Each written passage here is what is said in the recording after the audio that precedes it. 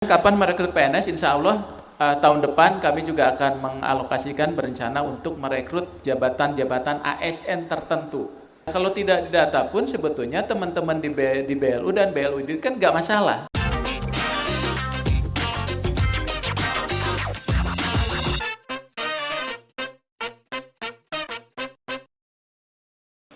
Kemudian yang kedua, kaitan dengan tadi ada K2 guru tapi kualifikasinya tidak terpenuhi.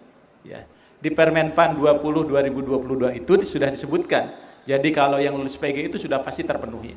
Ya, yang tenaga honorer, kemudian yang PPG dan sebagainya, pemenuhan kualifikasi itu penting. Nah, itu jadi PR kita, Pak.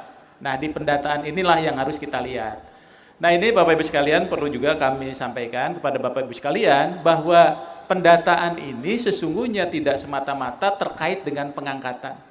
Jadi beda 2005 dengan di 2022. Kalau dulu pendataan itu konteksnya untuk pengangkatan jadi PNS, kalau sekarang konteksnya untuk mengetahui jumlah dan potensinya.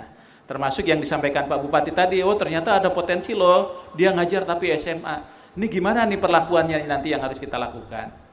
Jadi Pak Menteri tidak bisa mengambil kebijakan ketika datanya tidak tahu pemetaan yang sesungguhnya. Kemudian yang selanjutnya kaitan dengan penundaan, Pak.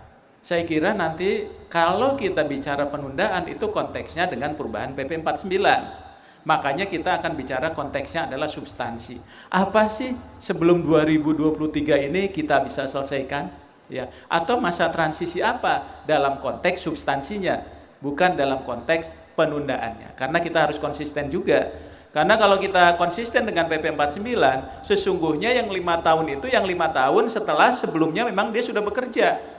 Bukan yang setelah 5 tahun kemudian dihitung di 2023. Dan di situ pun kan penambahan itu banyak setelah PP 49. Yang sesungguhnya yang diafirmasi sampai 2023 boleh itu adalah bagi mereka yang sudah bekerja sebelumnya sesungguhnya.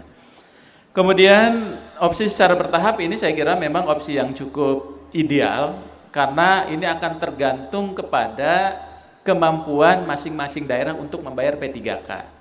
Ya, nanti bisa saja, oh ternyata tahun ini kami sanggupnya 10. Ya berarti formasinya yang kita berikan 10 itu, Pak. Ya, untuk selanjutnya dan sebagainya. Tapi tanpa mengurangi bagi mereka yang sudah bekerja saat ini. Tadi beberapa opsi juga sudah disampaikan oleh Pak Menteri. Kemudian kapan ini PNS, dan tadi betul Pak, dengan digitalisasi saya kira beberapa jabatan juga akan tereliminasi. Jumlah orang juga akan tereliminasi. Kemudian kapan merekrut PNS? Insya Allah tahun depan kami juga akan mengalokasikan berencana untuk merekrut jabatan-jabatan ASN tertentu yang memang sangat dibutuhkan. Karena ada gap untuk sistem karir di dalam sistem karir PNS. Kita butuh agen yang memang harus PNS, kita juga butuh hakim yang PNS, jaksa dan sebagainya, dan tenaga-tenaga lain barangkali yang harus kita lihat. Nah ini terakhir itu di sosialisasi kami kaitan dengan BLU dan BLUD. Sekarang ini sedang ada revisi tentang PP 23. Nah di terakhir di sosialisasi kami itu memang kami sampaikan pada saat itu, posisi teman-teman di BLU itu memang sekarang ini statusnya masih 2 kaki nih, karena PP-nya masih berlaku tenaga profesional termasuk di dalam revisinya. Kenapa demikian? Ya kalau tidak didata pun sebetulnya teman-teman di BLU dan BLUD kan nggak masalah karena dia bisa membayar sendiri. Jadi sebetulnya sesungguhnya mereka itu tidak dirugikan kondisinya karena memang posisinya itu walaupun di 2023 misalnya itu kan bukan dari APBN atau dari APBD, dia sanggup membiayai dirinya sendiri. Nah makanya ketika sosialisasi itu salah satunya juga yang disampaikan ya.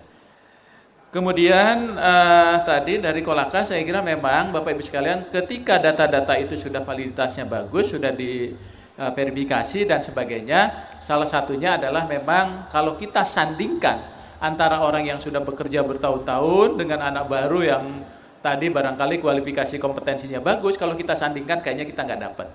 Makanya tadi Pak Kepala BKN juga sampaikan mungkin salah satunya opsinya tadi yang tertutup, sehingga dengan tertutup itu nanti kita akan lakukan afirmasi ya. Dan ini juga dari hasil rapat dengan Apeksi dan Apkasi.